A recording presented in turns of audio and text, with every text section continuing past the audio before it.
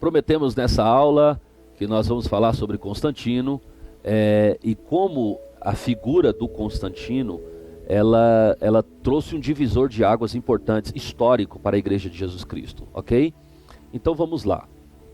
Nesse período da história, quando Constantino está no poder em Roma, imperador romano, em Constantino o Grande, Constantino ele percebe, isso aí é histórico, que não há, apesar dele ser um imperador, que não há uma unanimidade das pessoas em torno dele.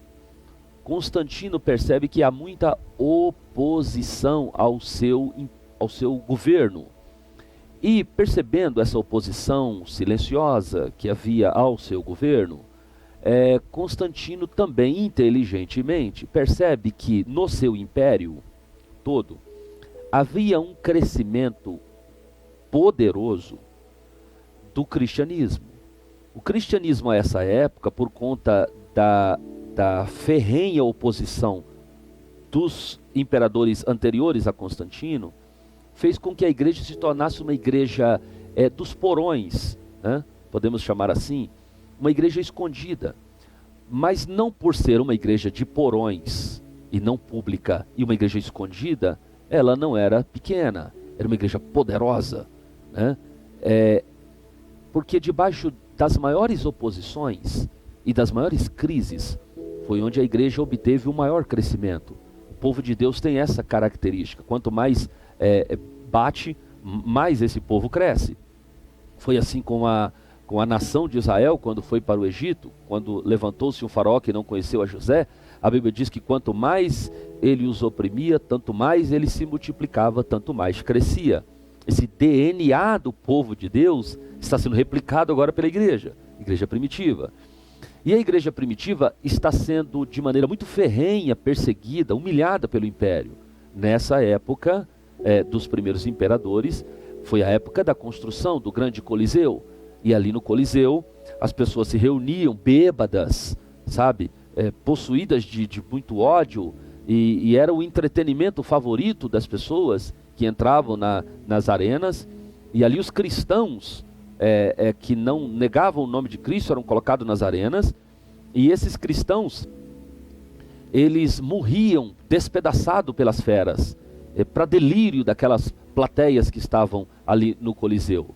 O problema é que a fé absurda daqueles homens na arena, quando a plateia ia para casa, que eles passavam a pensar sobre o que leva esses homens a abrirem mão das suas próprias vidas, a enfrentar feras que estão há dias e dias sem comer, por causa de um Deus. Que Deus é esse? O que tem esse Deus que faz com que pessoas abram mão da sua própria vida para ficar ao lado desse Deus? Então, essas pessoas agora, já sóbrias e não mais ébrias, como estava no Coliseu, eles procuram saber aonde é que os cristãos se reúnem. E era muito fácil, porque a igreja estava muito grande já. Então, mas os cristãos disfarçadamente cultuavam nos submundos, nos porões daquela ditadura terrível imposta à igreja. Então as pessoas descobriam onde os cristãos estavam e iam sorrateiramente para saber o que é que eles estavam fazendo. Quando chegavam lá naquele ambiente onde os cristãos estavam reunidos, todos eles com a mesma identidade doutrinal, todos eles com a mesma identidade do Espírito Santo, e eu fico imaginando, caros alunos, como era o culto da igreja primitiva, sabe? Aonde as pessoas que queriam estar do lado de Deus, eles queriam estar do lado de Deus. E eles faziam muito esforço para estar ao lado de Deus. E quando eles chegavam lá, estava se cumprindo naquela pequena reunião, nas casas, nos porões, nas fazendas, nas chácaras, aquilo que Paulo disse, aquilo que a palavra de Deus diz. Porque quando vocês se reúnem, uns têm salmo, outros têm doutrina, outros têm cânticos espirituais. Esse era o ritual litúrgico da igreja primitiva. Então aquelas pessoas, quando chegavam ali para conhecer, eles viam que não tinha nada de louco aquilo. Pelo contrário, eles se apaixonavam por Cristo e pelo Evangelho. Um Evangelho pregado com graça, com a ação poderosa do Espírito Santo, que que movia os corações, e as pessoas aceitavam Jesus e passavam agora para o lado de cá. Agora eles eram também perseguidos pelo império, entendiam a razão do que era ser de Deus. Então o tiro do diabo saiu pela culatra. A igreja se fortaleceu e cresceu. Constantino, sabendo inteligentemente disso tudo, e percebendo que ele não tem mais o conforto do apoio da população ao lado dele, ele tem uma sacada inteligentíssima. Qual é a sacada de Constantino? Tornar-se cristão. Ele sabia que existia um número gigantesco de cristãos que estavam perseguidos, e no momento em que ele se autodeclarasse cristão, esses cristãos iriam emergir das sombras dos túneis, dos buracos, do submundo, das cavernas, e foi isso que aconteceu. No ano de 312, mais especificamente no dia 28 de outubro de 312 da era cristã, Constantino está indo para uma batalha, chamada Batalha da Ponte Milvia, e ele relata um sonho que ele teve. Um sonho. Qual que é o sonho dele? Ele disse que ele viu uma cruz flamejante. A cruz é o símbolo número 1 do cristianismo. A cruz flamejante. E aí ele disse que no alto dessa cruz estava escrito: por esta vencerás, né?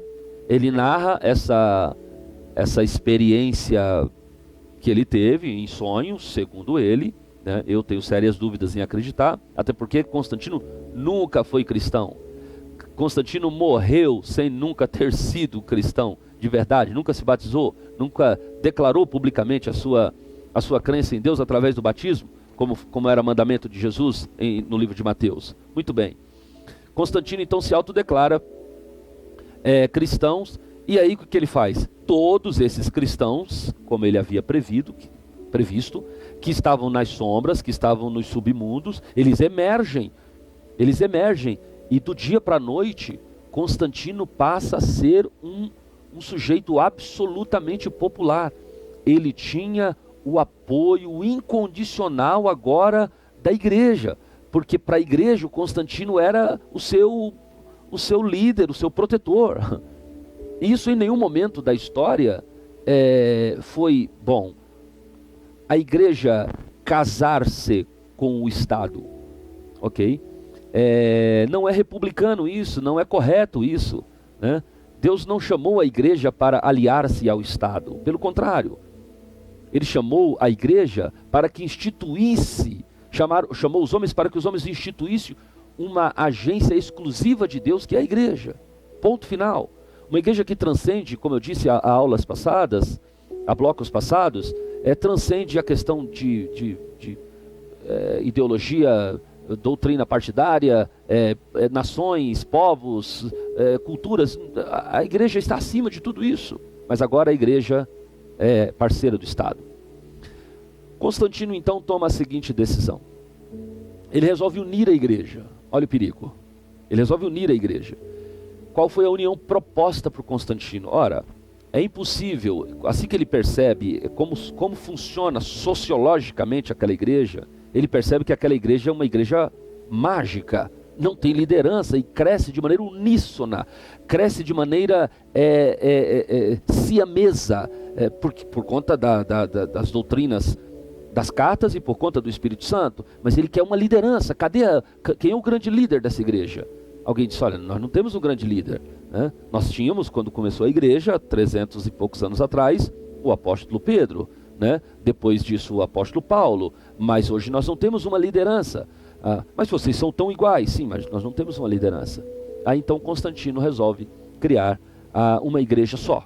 Então o que ele faz? Todos os líderes de igreja, os pequenos bispos de igreja, os pequenos pastores de igreja se reúnem, e há então a construção daquilo que hoje a gente conhece como a pirâmide de poder da Igreja Católica Apostólica Romana. Então os pastores menores seriam os padres ou os pais da igreja, né? o pastor da igreja, como chamaríamos hoje no cristianismo pentecostal. E depois disso os bispos e os arcebispos e os cardeais elegeriam um líder maior, que era o Papa. Esse líder maior é o que se reportaria diretamente ao império, e o império, por sua vez, através desse líder, desse papa, iria comandar ou iria fazer com que chegasse às bases de toda aquela igreja quais eram as orientações do Estado. Para que isso acontecesse, o imperador Constantino, ele traz para o seu lado as principais lideranças da igreja, que foram constituídas agora aquilo que a gente hoje chama de ministério, né? Então as principais lideranças da igreja ficaram ligadas ao imperador. E quando isso acontece, a igreja perde absolutamente a sua capacidade de tomar as suas próprias decisões, porque eram decisões estatais agora. Agora a igreja virou amiga do Estado, virou parceira do Estado, e isso causou um prejuízo gigantesco para a igreja. Será o tema da nossa próxima aula. Eu te espero ali, daqui a pouco, ok? Deus abençoe a sua vida.